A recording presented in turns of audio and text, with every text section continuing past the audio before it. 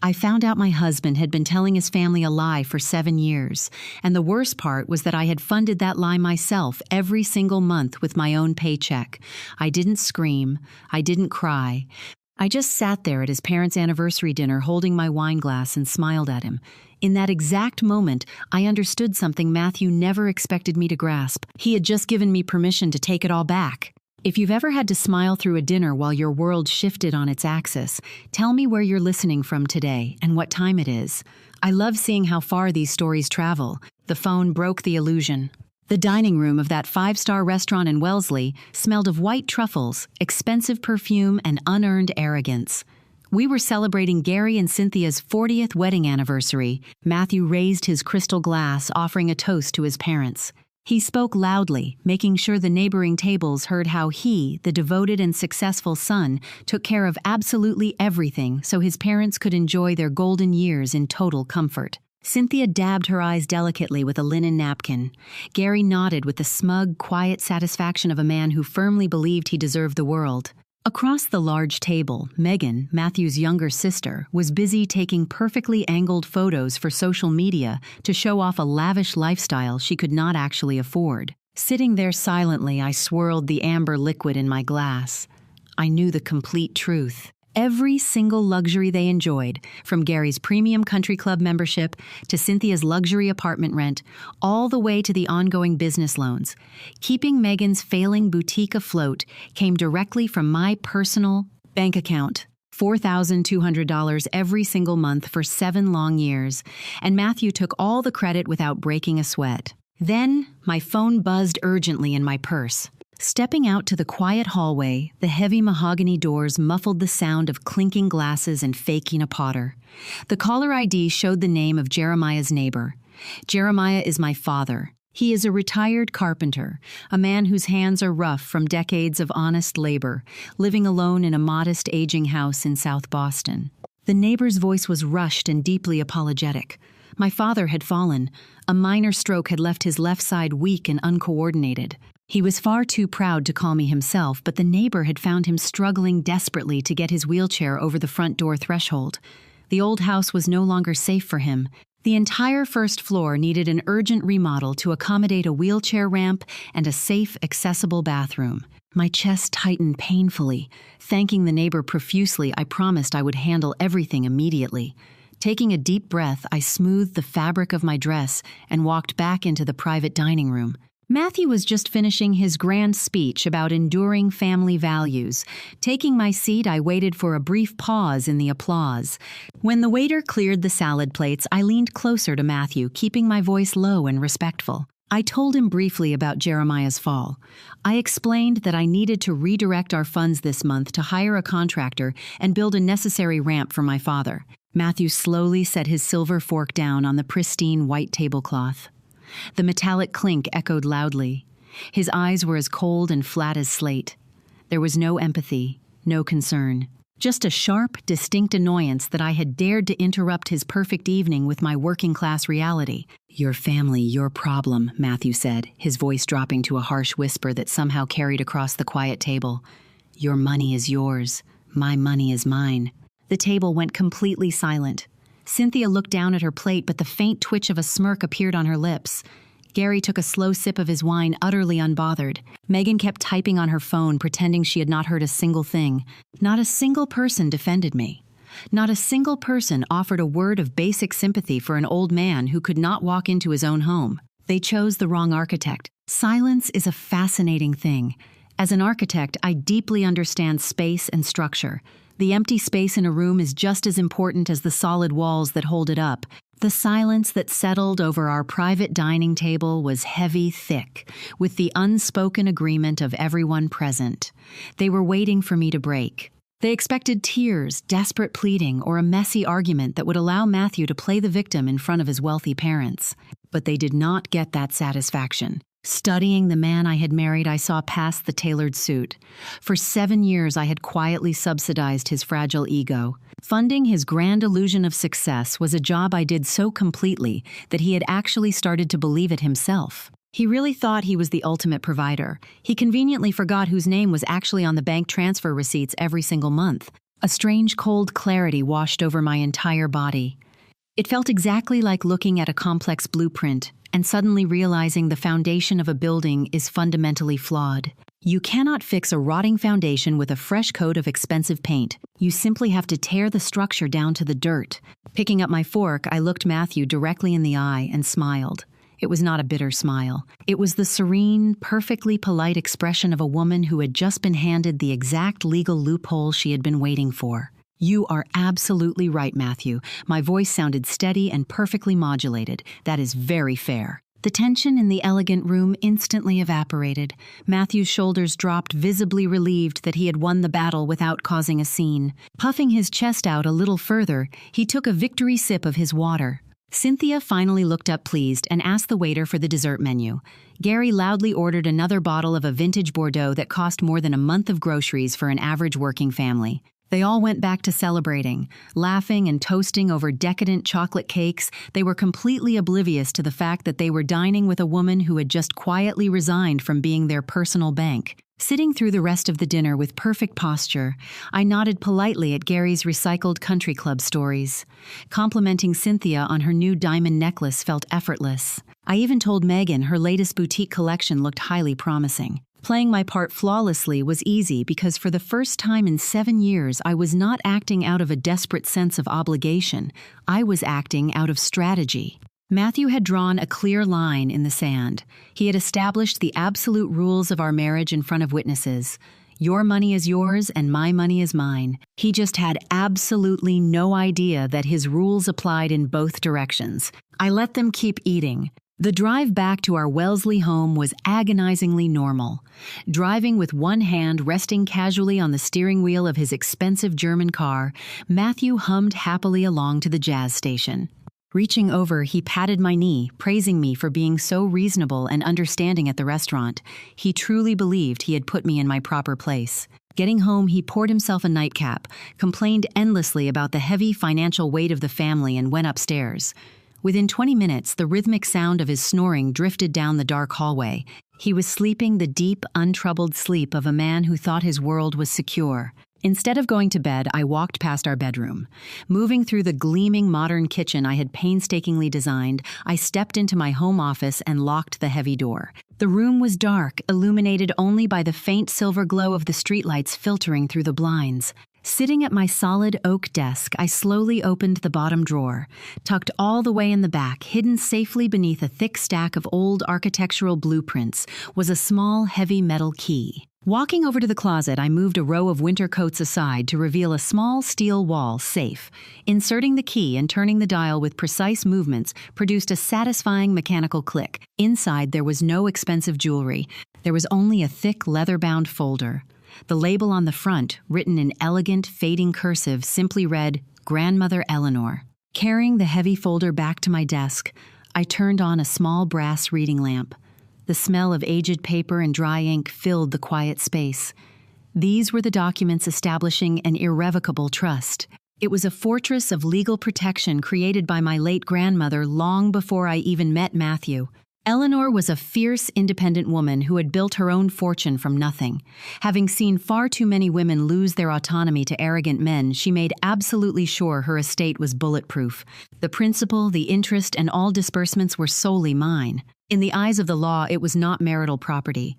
Matthew's name was nowhere to be found on a single page. For 7 years, I had quietly transferred $4,200 from this protected trust into a separate checking account and then funneled it directly to Gary, Cynthia, and Megan. Hiding the true source of my wealth was a misguided attempt to protect Matthew's fragile pride. I had let him tell his parents that the money was the profit from his brilliant real estate deals. Flipping through the pages, my fingers traced over the notarized seals and the ironclad clauses. Matthew had built his entire identity on the back of Eleanor's money. The vault was finally closed. The next morning, thick gray fog rolled off the harbor, swallowing the trees as I drove toward South Boston. Gripping the leather steering wheel, my mind quietly dissected my own past. How does a rational, highly educated 42-year-old architect let herself be financially drained for 7 years? It is a question that sounds incredibly simple when you are standing on the outside looking in. But when you are inside the trap, the walls are expertly painted to look exactly like love and duty. Growing up in a tiny, drafty house, money was always painfully tight. My father, Jeremiah, worked endless hours, covered in sawdust, sacrificing absolutely everything so I could go to a good university. We had abundant love, but we never had basic security. Marrying Matthew thrust me into a world of country clubs, charity gala dinners, and casual everyday entitlement. Terrified of being exposed as an outsider, I desperately wanted to belong. Matthew's family made it very clear that their acceptance was conditional. It started incredibly small. A temporary loan for Megan's new business venture. A few months of rent for Gary and Cynthia when they decided to downsize to a luxury condo. Whenever hesitation crept in, Matthew would sigh heavily, expressing profound disappointment. He would talk endlessly about family loyalty, about how people of our elevated status took care of their own. So I paid to avoid the exhausting arguments. Buying peace seemed easier than fighting. This is the dark psychological trap of normalization. When toxic behavior is repeatedly dressed up as family tradition, you slowly stop questioning it. Adjusting personal boundaries to accommodate their endless greed becomes a habit. But as the fog outside my windshield began to thin, so did the persistent illusions in my mind. I had not been buying peace. I had been financing my own blatant disrespect. Gary played golf on my grandmother's dime while casually sneering at my background. Cynthia wore designer clothes bought with my money while constantly critiqued my taste. Matthew paraded around as the grand provider while secretly viewing my own father as a disposable burden. Trying to buy a family does not work when they only view you as a convenient transaction. They loved exactly what my bank account could do for their fragile social standing. Matthew's brutal words at the restaurant had finally shattered the glass house. Pulling into the narrow, familiar driveway of my childhood home, I looked at the peeling paint and uneven porch steps. This was reality. The fog was finally lifting. Stepping out of my car, the morning air smelled of salt and the deeply comforting scent of cedar sawdust. I knocked twice and pushed the heavy wooden door open. My father was in the narrow hallway. The sight of him made the breath catch sharply in my throat. Gripping a pair of cheap aluminum crutches, his knuckles were completely white with immense effort. His left leg dragged slightly behind him, a cruel, visible reminder of the stroke. He was trying to navigate the 2-inch wooden threshold separating the hallway from the kitchen. Sweat beaded heavily on his forehead, his jaw clenched tight in silent, enduring agony. Dad rushing forward immediately, I dropped my bag to catch his shaking arm. Looking up clearly startled, he immediately tried to straighten his posture.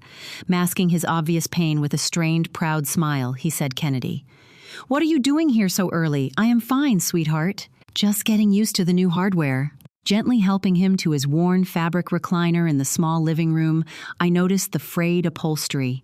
It provided a stark, painful contrast to the plush velvet sofas Cynthia insisted on having in her pristine apartment. The house was exactly as it had been for 20 years, clean and filled with love but incredibly dangerous for a man with limited mobility. The doorways were far too narrow for a standard wheelchair. The bathroom had a high step-in tub that was a major fall risk. The neighbor told me what happened, sitting carefully on the edge of the wooden coffee table. I kept my voice soft. "Why didn't you call me? You know I would have been here in a heartbeat." Jeremiah looked down at his calloused working hands. "You have your own busy life, Kennedy. You have Matthew, his family, your architecture firm. I didn't want to be a burden. I can manage. I always have." A burden, the exact precise word Matthew had coldly implied just 12 hours ago. My chest ached with sudden physical pain. My father, who had literally broken his back to build my future, felt deeply guilty for needing basic help to cross his own kitchen. Meanwhile, Gary and Cynthia felt utterly entitled to $4,200 a month just to maintain their fake country club status. Hot tears pricked the corners of my eyes, but blinking them away was necessary. Crying would not fix the house. Crying would not build the necessary ramp. "You are never a burden," Dad whispering. I took his rough, warm hand in mine. "I am going to get a professional contractor in here by tomorrow. We are going to widen the doors, remodel the bathroom, and build a proper ramp. You are going to be safe in your own home." Shaking his head slowly, he protested.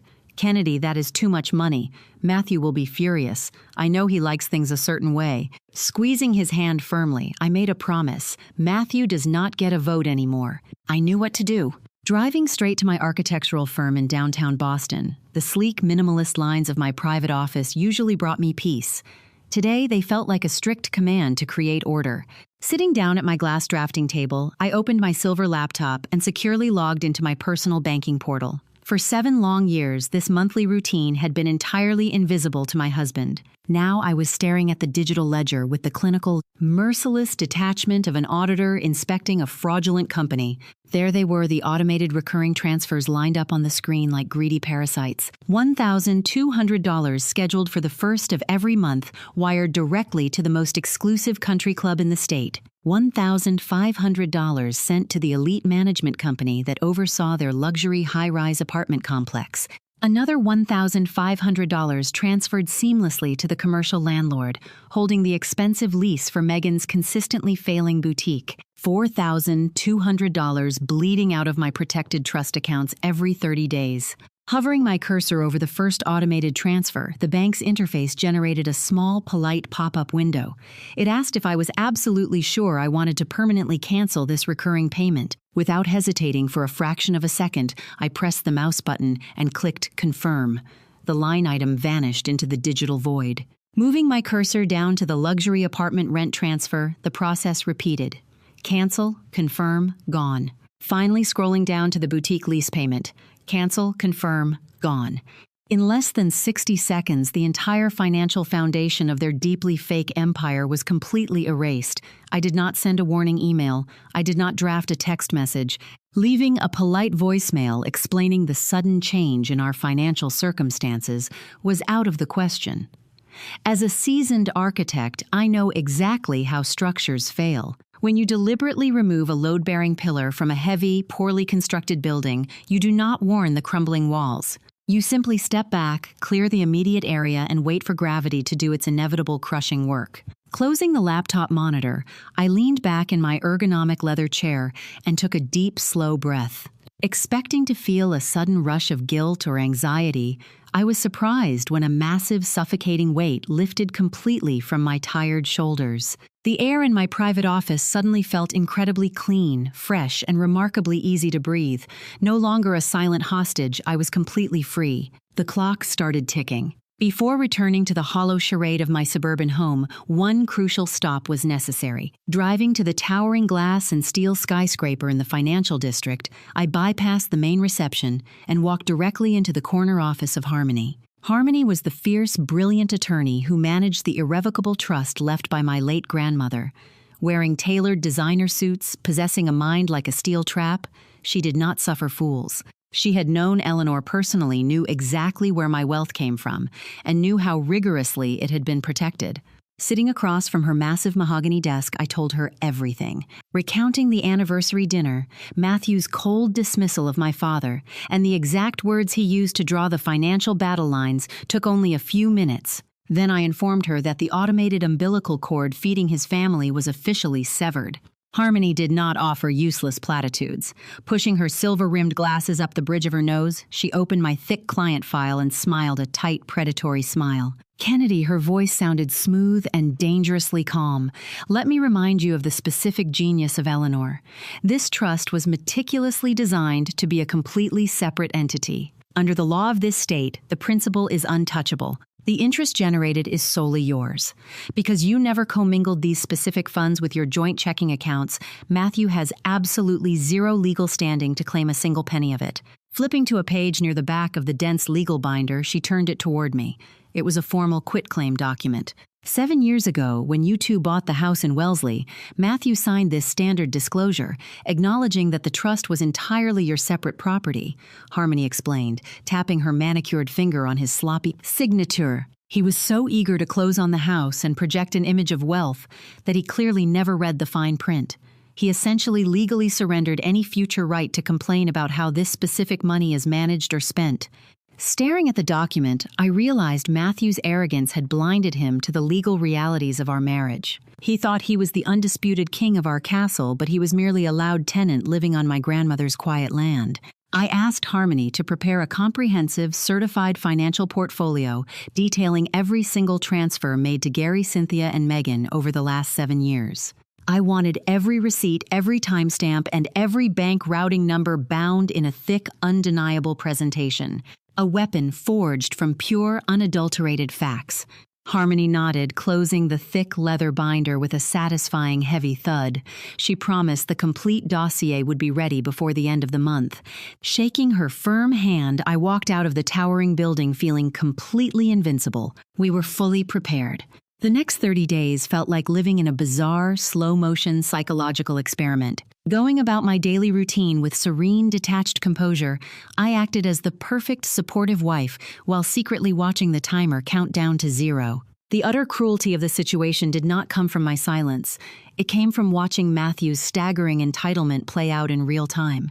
3 days after the anniversary dinner, Matthew returned home carrying a sleek wooden box, proudly opening it to reveal a vintage bottle of imported red wine that cost nearly $800. He poured himself a generous glass.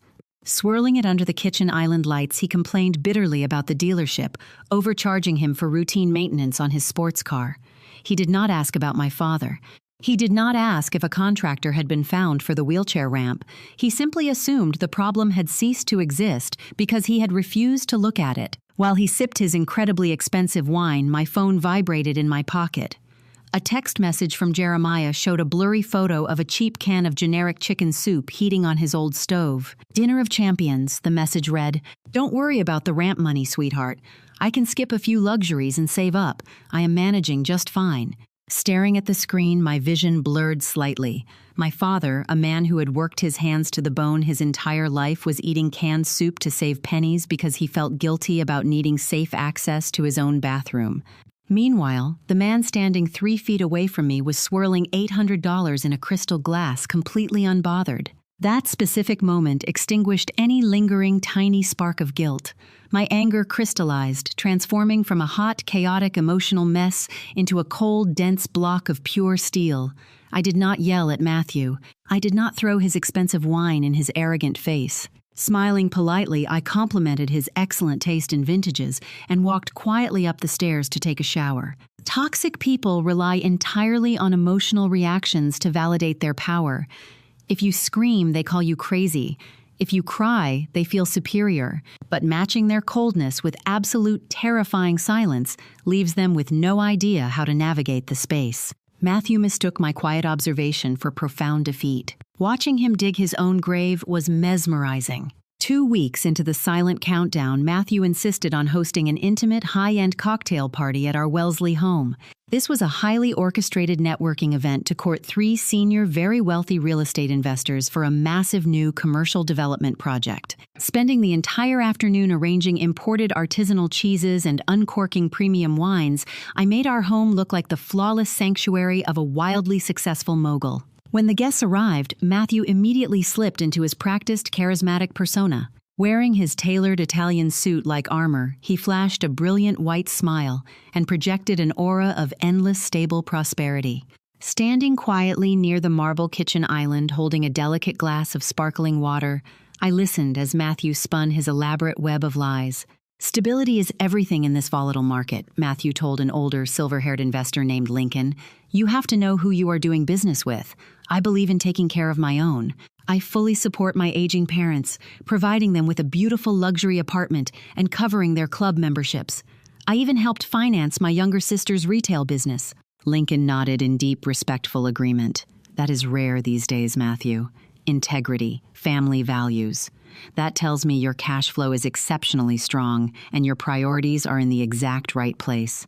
Taking a slow, deliberate sip of my water hid my grimace.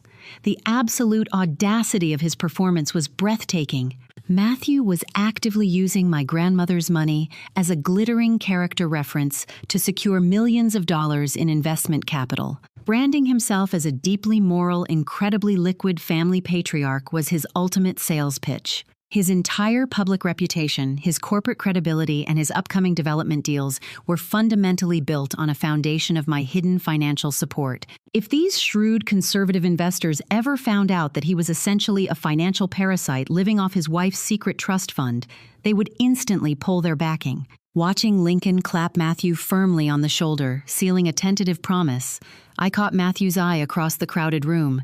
He gave me a smug, triumphant wink. Believing his charming fiction was an impenetrable fortress, he thought he had completely conquered the world. I smiled back, a soft, pleasant curve of my lips that revealed absolutely nothing. Let him enjoy the applause. His brilliant reputation had exactly 14 days left before the checks bounced. The foundation was rotting. The beautiful, fragile illusion finally began to shatter on a pristine Tuesday afternoon. Sitting in a quiet conference room at my architecture firm reviewing complex urban development blueprints, my personal cell phone lit up with an urgent text message from Matthew. "Call my father's country club right now," the message read, the digital urgency practically leaping off the bright screen. "There is some massive glitch with the automatic payment system. His card just got declined at the clubhouse grill in front of the entire board of directors. Fix it immediately." I did not call the country club. Replying to the demanding text message was unnecessary. Setting the phone face down on the polished wooden table, I returned my focus to the architectural blueprints. Later that evening, Matthew burst through our front door like a localized hurricane. His expensive silk tie was yanked loose, his face flushed with deep, genuine embarrassment. Marching straight into the kitchen, he slammed his heavy leather briefcase onto the granite counter. "Did you call the bank?" His voice sounded tight and breathless. "My father was humiliated today, Kennedy. Absolutely humiliated.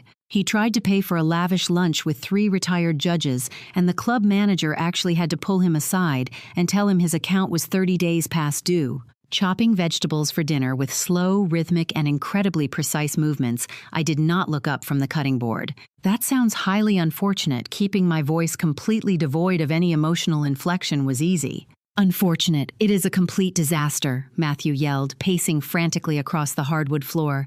He called me screaming. I had to personally apologize and swear to the club manager that our primary bank had flagged the automated transfer as a false fraud alert. "You handle the administrative side of those specific accounts. How did you let a simple monthly transfer fail?" Deeply entrenched in his own lie, he actually believed I had simply made a clerical error. He honestly thought I was still faithfully playing the role of his obedient financial secretary. He had to borrow cash from a retired Supreme Court judge to cover a $200 bar tab. Matthew continued, his voice cracking with second-hand mortification. "You need to wire the money manually tonight to clear the hold." Wiping my hands on a clean kitchen towel, I finally turned to face him. Offering no apologies, no excuses, and certainly no promises of a manual wire transfer, I just looked at him with the cool, observational gaze of an absolute stranger. "I am busy tonight," I said simply. The first domino fell. The isolated incident at the exclusive country club was merely the preliminary tremor. 2 days later, the major financial earthquake finally hit the rest of his entitled family. The 30-day grace periods had officially expired, and the stark reality of unpaid bills came crashing down on people who had completely forgotten how to survive without a massive safety net. It started early Thursday morning. Matthew was in the master bathroom, aggressively knotting his tie in the large mirror, when his phone began vibrating relentlessly on the marble vanity. Putting it on speakerphone, he expected a routine business call. Instead, the frantic, hysterical voice of his younger sister Megan filled the echoing, tiled room. "Matthew, you have to help me right now," Megan sobbed, her voice pitching into a shrill, desperate panic. The commercial landlord just walked into the boutique and handed me a formal eviction notice. He said the primary wire transfer bounced 3 weeks ago. He is literally threatening to change the locks on the front doors by tomorrow morning. Freezing, his fingers paralyzed around the silk fabric of his tie, his usually confident face drained of all color. "Megan, calm down. Take a deep breath. There must be another banking error. I will look into it immediately." Before he could even disconnect the call, a second call beeped through the line. It was Cynthia. Her voice was not hysterical. It was sharp, clipped, and laced with absolute aristocratic outrage. "Matthew," his mother snapped. "The property management group for the high-rise just slipped a terribly rude final warning letter under my door. They are aggressively claiming we missed the supplemental rent payment. Fix this immediate embarrassment." Standing silently in the doorway of the bedroom, holding a steaming cup of morning coffee, I watched the mighty, self-proclaimed patriarch completely unravel. Fumbling with the expensive phone, Matthew stammered out weak, incoherent excuses about massive banking audits and temporarily frozen corporate assets. He was sweating profusely. For 7 long years, he had easily played the generous savior. Now suddenly stripped of the invisible financial backing I had provided, he was completely exposed.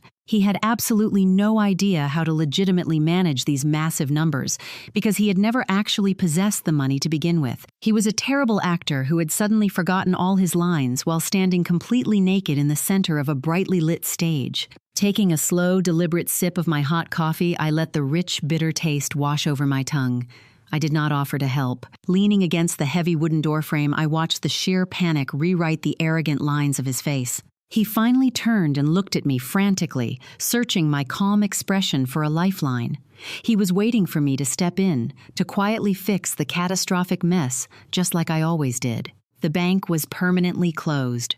The quiet charade finally fractured on a Friday evening. Matthew marched into the kitchen, his face a tight mask of barely suppressed rage.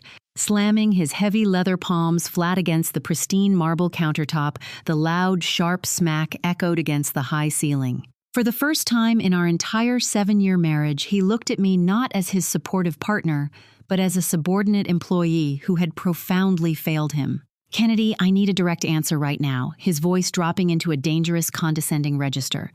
"What exactly is going on with your banking portal?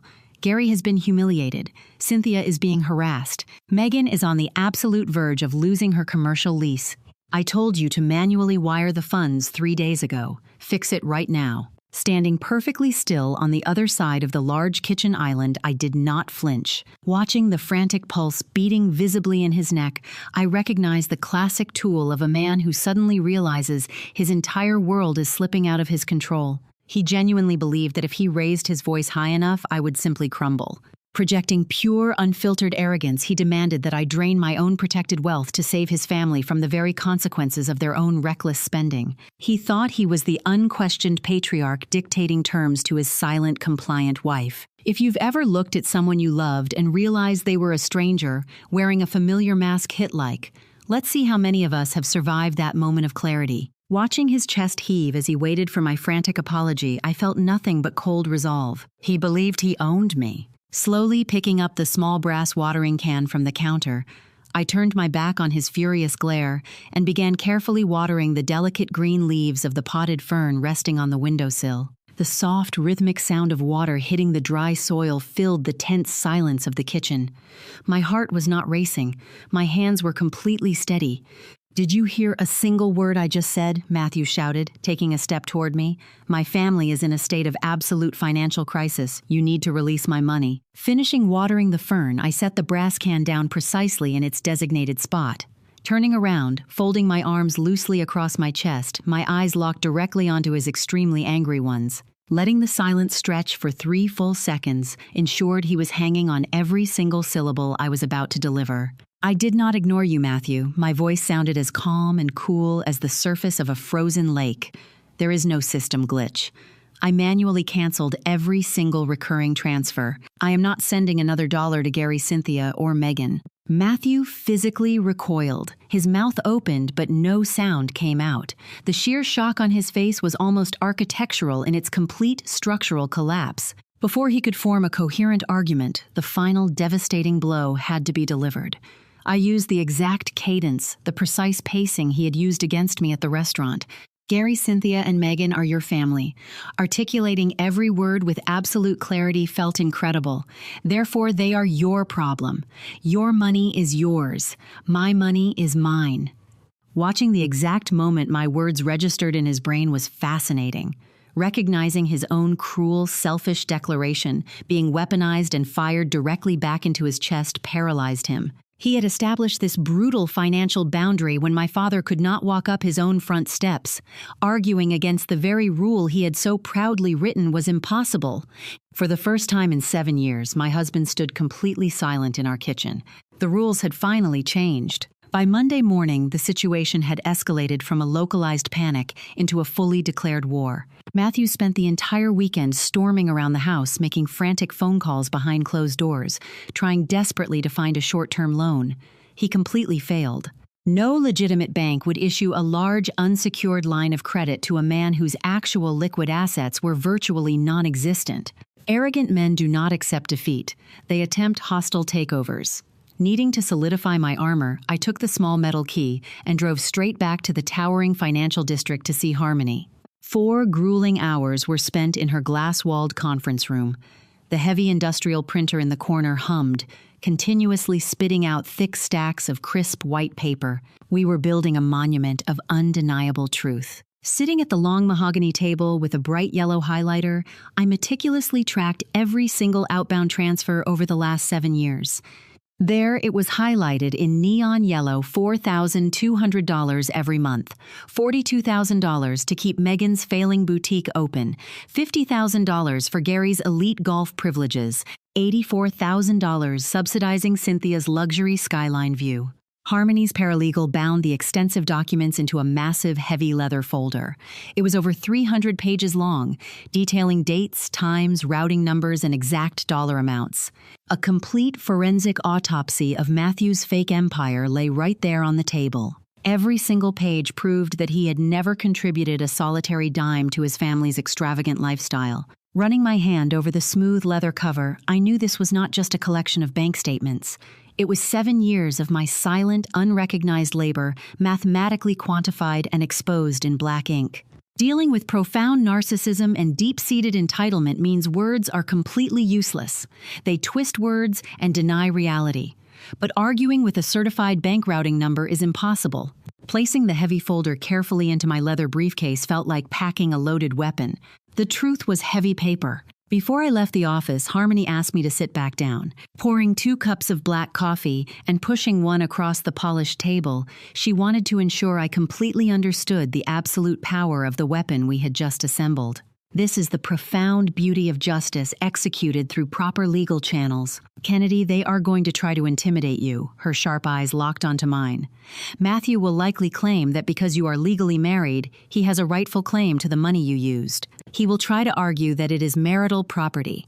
I need you to completely understand why he is dead wrong. Opening a separate legal textbook, she explained the ironclad nature of an irrevocable trust. When my grandmother Eleanor set up the fund, she legally removed those assets from her own taxable estate and placed them into a permanent independent entity. Once established, it cannot be altered, amended, or canceled by anyone. It is a legal fortress. Because Harmony's advice had been strictly followed years ago, those trust distributions were never commingled with the joint checking account. The money flowed from the trust into my solely owned private account and then directly to his parents. Under state law, those funds remained entirely my separate, untouchable property. Furthermore, a fierce protective smile appeared on her face. Matthew signed the quitclaim deed on your primary residence. He legally waived his right to contest your separate financial holdings. He has no standing. He has no leverage. He is legally locked out of the vault. When they scream, you simply present the paper. Paper does not care about their feelings. Paper only dictates the absolute truth. Drinking the bitter black coffee, I let her precise, logical words wash over me. Lowering myself to a screaming match was unnecessary. My late grandmother and my brilliant lawyer had already built an impenetrable wall around me. The vault was locked tight. Matthew finally realized he could not bully me in isolation. He needed backup. On Wednesday evening, a formal, chilling text message arrived from his office as if we were hostile corporate entities rather than a married couple. He informed me that an emergency mandatory family meeting was scheduled for Saturday afternoon at our house. Gary, Cynthia, and Megan were coming over to discuss the severe breakdown in my responsibilities. Thinking he was setting a trap, he believed the combined social pressure of his entire aristocratic family would crack my resolve. He expected me to be terrified of facing their collective disappointment. Instead of panicking, a deep, profound sense of peace settled over me. Saturday morning was spent methodically preparing the battleground. As an architect, knowing that the environment completely dictates the flow of human interaction is second nature, removing the comfortable plush throw pillows from the living room sofas made the space less inviting. Adjusting the heavy window blinds allowed the harsh, unforgiving afternoon sunlight to cut directly across the seating area, leaving absolutely no shadows to hide in. Moving to the kitchen, I slowly brewed a large pot of chamomile tea. Arranging fine porcelain teacups on a silver serving tray felt meditative. My movements were slow, deliberate, and entirely free of anxiety. This was not preparing for a chaotic family argument. This was preparing to deliver a highly structured corporate presentation. Taking the massive 300-page leather-bound dossier, I placed it inside the top drawer of the heavy oak coffee table in the center of the living room. The drawer shut with a soft, definitive click. Walking over to the large bay window, I looked out at the manicured suburban street. The air was entirely still.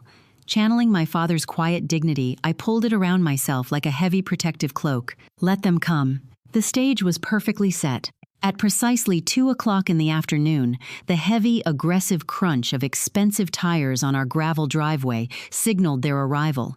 Gary's massive luxury SUV parked aggressively across the landscaping lines. The heavy oak front door swung open, and they marched into my foyer like an invading army, arriving to accept a forced surrender. Cynthia entered first, her posture rigid designer handbag clutched tightly in front of her like a shield.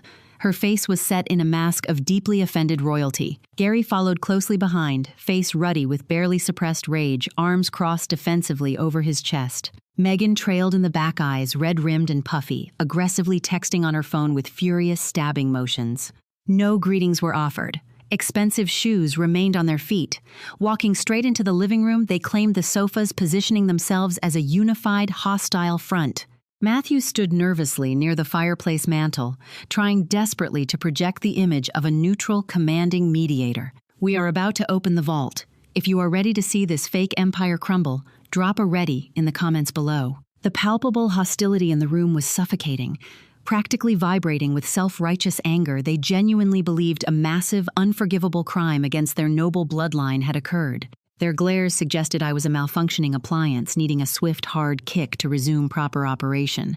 Carrying the silver tray of steaming chamomile tea into the room, the delicate clinking of porcelain cups was the only sound. Setting the tray down on the solid oak coffee table directly above the closed drawer, I slowly took my seat in the single accent chair opposite them. Crossing my legs and folding my hands neatly in my lap, my eyes met each of theirs one by one. I simply waited in complete silence. The jury had finally assembled. Cynthia was the very first person to break the heavy silence. Leaning forward, perfectly manicured fingers gripping her expensive designer handbag, she directed a look of pure, concentrated venom toward me. She spoke with the sharp, deeply offended tone of a wealthy woman tragically inconvenienced by the hired help. Kennedy, I frankly cannot comprehend what you are trying to achieve here. Her voice trembled with righteous indignation. You have completely disrupted our lives over a minor, ridiculous misunderstanding. You caused Gary to be profoundly humiliated at his country club. You are deliberately putting Megan's lovely boutique at severe risk. This behavior is incredibly petty, remarkably selfish, and completely unacceptable.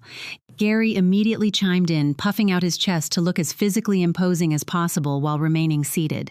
It is about basic fundamental respect, he barked loudly. We welcomed you into this proud family. We treated you as one of our own. And you decide to throw a malicious tantrum because of a single comment at a dinner table. You need to restore those banking transfers immediately and offer a formal apology. Sitting perfectly still, holding my delicate porcelain teacup, the warm, soothing scent of chamomile washed over me. Ignoring the toxic verbal garbage they were aggressively dumping into my living room was easy. Not interrupting them, I let them exhaust their shallow vocabulary of entitlement. Matthew stood near the fireplace, visibly sweating. Kennedy, please. My parents are highly distressed. Just admit that you overreacted, fix the digital banking glitch, and we can all move past this unpleasantness. They honestly believed they were winning. Thinking their combined aristocratic pressure was currently crushing my spirit, they assumed my silence was paralyzing shame. They had absolutely no idea they were simply digging their own massive grave. When the room finally fell silent, demanding an inevitable apology, I gently placed my teacup back onto the silver tray. Leaning forward with the clinical, detached precision of an architect evaluating a condemned building, my hand reached down to the heavy oak coffee table and grasped the brass handle of the drawer. The heavy drawer slid open. Reaching into the dark space of the drawer, my fingers found the massive 300-page leather dossier. Lifting it carefully, the heavy binder dropped onto the center of the glass table. The authoritative thud echoed sharply. Gary flinched. Cynthia blinked her eyes, darting suspiciously toward the cover. I did not overreact. My voice remained entirely devoid of emotional heat. And there is absolutely no digital banking glitch. There is only a long, extensively documented history of profound financial parasitism. Flipping the cover open revealed bright neon yellow highlights leaping off stark white pages. My gaze bypassed Matthew entirely, locking onto the people who had spent 7 years devouring my grandmother's legacy. Let us review the exact numbers, I began, tone as even as a metronome. Gary, your premium golf membership costs $1,200 every single month. Cynthia, your luxury apartment supplement is $1,500 a month. Megan, your commercial business lease requires $1,500 a month. That equals $4,200. Megan stopped aggressively texting on her phone. She stared at me, mouth slightly open. I have paid that exact amount every single month for 7 consecutive years, slowly turning the certified bank pages so they could all see the long columns of undeniable data. That is over $350,000. Not a single penny of that massive sum was ever borrowed. Not a single penny was ever missed. The room went completely devastatingly quiet. It was the specific, terrifying silence that occurs when gravity suddenly shifts and the floor drops out from beneath you. They stared at the highlighted bank statements as if the documents were written in a terrifying foreign language. Cynthia's face went completely pale. Her eyes frantically scanned the routing numbers, the dates, the explicit descriptions of the transfers. Turning her head slowly toward her son, she saw him gripping the wooden fireplace mantel, as if his life depended on it. Matthew, her voice cracked with sudden, horrifying confusion. You explicitly told us this was money from your corporate real estate accounts. The absolute silence was deafening. Matthew looked like a man who had just stepped onto a hidden landmine. The charming, deeply confident facade he had meticulously maintained for over a decade instantly evaporated. Opening his mouth, stammering a few incoherent syllables, he desperately tried to rebuild his crumbling narrative. It was from our joint assets, he lied, his voice thin and incredibly weak. Kennedy and I share our finances. I manage the broader portfolio, and we agreed to assist the family. She is just twisting the facts because she is angry. Reaching into the back of the leather binder, I pulled out the single sheet of thick, watermarked paper, sliding it gently across the smooth glass table toward Cynthia. I did not break eye contact. Read the heading, Cynthia the First instructed calmly. Leaning forward, her hands trembling violently as she picked up the document. The Eleanor Irrevocable Trust, she read a loud voice, barely a whisper, exactly folding my hands neatly back into my lap. My late grandmother established that trust exclusively for me. It is legally isolated and entirely protected. Every single transfer made to this family over the last 7 years came directly from my personal, completely separate wealth. Matthew has never possessed access to that account. He has never contributed a single dollar. Watching the devastating truth hit them in aggressive rolling waves was satisfying. Gary sank deeply into the sofa cushions, aggressive posture collapsing entirely. Megan dropped her cell phone onto the floor, burying her face in trembling hands as profound humiliation finally registered. Watching Cynthia was the most fascinating. Looking at her golden, highly successful son, she realized she was staring at an absolute fraud. Her entire social identity, her boastful conversations at dinner parties, it had all been a massive, pathetic lie, secretly funded by the daughter-in-law. She constantly belittled. You lied to us, Cynthia said, voice dripping with sudden, intense disgust. You paraded around letting us praise you while you secretly used her inheritance to buy our affection. Matthew tried to reach out toward his mother, but she physically recoiled from him. Arrogance always has a price. Realizing he had completely lost his family's blind adoration, Matthew's fear rapidly mutated into aggressive, venomous anger. Pushing himself away from the fireplace mantel, his face flushed a dangerous dark red. Pointing a shaking finger directly at my face, he abandoned any remaining pretense of being a civilized gentleman. You think you are so incredibly smart, Kennedy, he shouted, voice echoing harshly against the tall windows. We are legally married. I will hire the best lawyers in the entire city. I will drag you through a brutal, endless divorce. I will tear that precious trust fund apart in front of a judge. Spitting the words, he relied on sheer volume to regain a fraction of the power he had just lost. I did not shrink back. Tilting my head, I studied him with the mild, clinical curiosity of a scientist observing a deeply flawed specimen. You really should not threaten people with legal exposure, Matthew, my voice remained gentle, especially not when your own professional house is built entirely on a foundation of dry sand. He froze, his aggressive finger slowly dropping. What does that mean? He demanded, suddenly losing his aggressive volume. I was thinking about Lincoln, casually adjusting my posture in the accent chair, and the other senior investors at your cocktail party. They truly believed your story about independently funding your parents' lavish lifestyle. They consider you a man of immense stable financial means. Pausing, the devastating implication hung heavy in the quiet room. I wonder, continuing softly, how the corporate board of directors would react if they discovered your personal cash flow is completely non-existent. If you attempt to drag me into a public courtroom, Matthew, all of these certified financial records become a matter of public record. Your investors will undoubtedly read them. Matthew stopped breathing. The color drained so rapidly from his face that he looked physically ill. The threat of a divorce was nothing compared to the absolute catastrophic destruction of his entire professional career.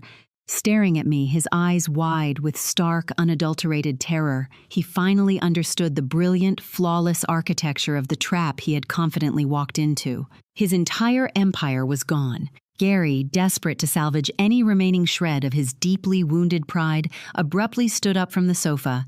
Grabbing Cynthia's arm, roughly hauling her to her feet, he ordered Megan to follow them. Marching out of my house in absolute silence, they left Matthew standing alone in the center of the wreckage. He left shortly after checking into a downtown hotel. I thought the battle was definitively over. But profound entitlement breeds a very specific, highly delusional kind of desperation. 3 days later, on a rainy Wednesday afternoon, the doorbell rang aggressively. Opening the door revealed Gary and Matthew standing on my front porch. Standing between them was a slick, sharply dressed man clutching a sleek leather briefcase. He introduced himself as a senior litigation attorney. Pushing their way into my foyer, tracking wet footprints onto the hardwood floor, Matthew looked deeply exhausted, but carried a renewed spark of malicious hope. Gary looked thoroughly smug, clearly believing he had discovered a brilliant loophole. "We are not walking away empty-handed," Kennedy Gary sneered, crossing his arms. The attorney cleared his throat, puffing out his chest, Mrs. Miller using a tone meant to intimidate. While the principle of an irrevocable trust may be shielded, the massive interest and financial yields generated during the 7 years of your legal marriage can be actively classified as commingled marital assets. My client has a highly legitimate claim to exactly 50% of those generated funds. We are formally filing a motion to freeze the accounts tomorrow morning. Standing there radiating toxic triumph, they actually thought they had cornered me. They thought this aggressive legal bluff would force a generous financial surrender to protect my grandmother's legacy. Looking at the lawyer, looking at Gary's smug face, I did not blink. I had anticipated this exact pathetic maneuver days ago. I reached for my phone.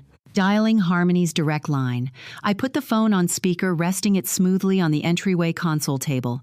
She answered on the second ring, voice crisp and professionally sharp. "Harmony," I spoke calmly. "Matthew and his father are standing in my foyer with an attorney. They are aggressively claiming that the financial yields from Eleanor's trust are commingled marital assets. They are actively threatening to freeze the accounts tomorrow." A low, genuinely amused chuckle echoed through the speaker. The sound immediately caused the slick attorney's confident posture to falter slightly. "Please put the opposing counsel on the line," Kennedy Harmony requested.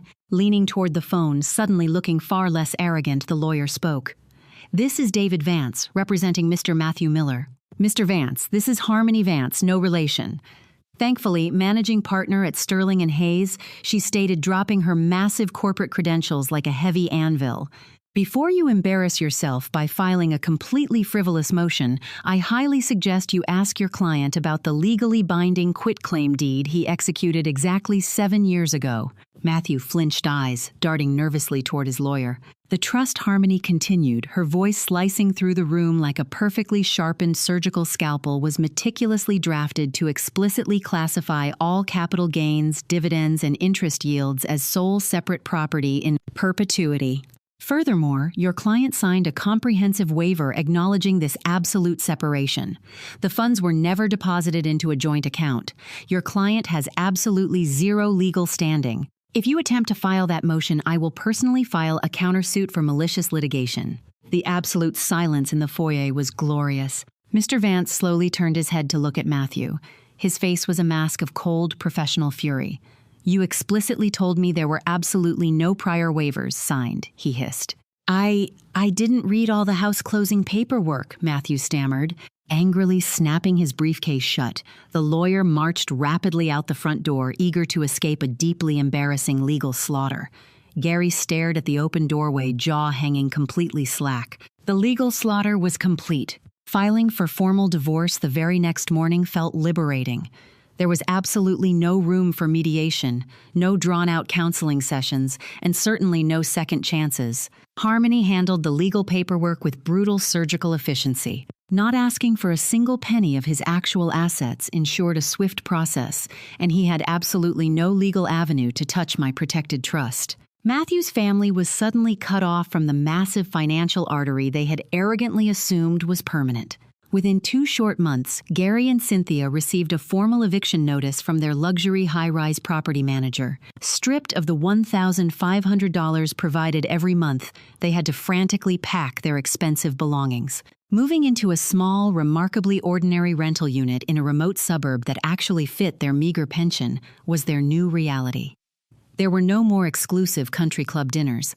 Megan's trendy boutique doors were officially padlocked by the commercial landlord. Forced to liquidate her remaining inventory at a massive loss, she declared personal bankruptcy and took a regular retail job 3 towns over just to survive. She abruptly stopped posting glamorous, highly filtered photos of her fake life on social media. But Matthew's spectacular fall from grace was the most satisfying to observe. Quiet, devastating whispers about his sudden lack of personal liquidity spread through the tight-knit financial district like an uncontrollable wildfire. Lincoln and the other senior investors, realizing his entire narrative of immense wealth was a complete fabrication, abruptly pulled their critical capital. Without their massive financial backing, his real estate development firm faced an immediate crisis. The corporate board of directors forced him to step down from his prestigious director's seat to avoid a larger public relations scandal. Building his entire professional identity on the grand illusion of my grandmother's money left him with absolutely nothing but his own empty arrogance when the money vanished. The parasite was finally starved. Exactly 1 month after the divorce papers were finalized, I stood in the driveway of my father's house in South Boston. Having designed massive corporate plazas and wealthy suburban estates, this tiny 1,200-square-foot house was the most important blueprint I had ever drawn. The peeling exterior paint was gone, replaced by a warm, inviting shade of slate gray. A beautiful, gently sloping ramp made of polished oak now led seamlessly from the driveway directly to the widened front door. Utilizing the $4,200 that previously funded Matthew's fake empire allowed me to hire the best contracting crew in the entire city. Inside, the narrow, dangerous hallways had been completely opened up.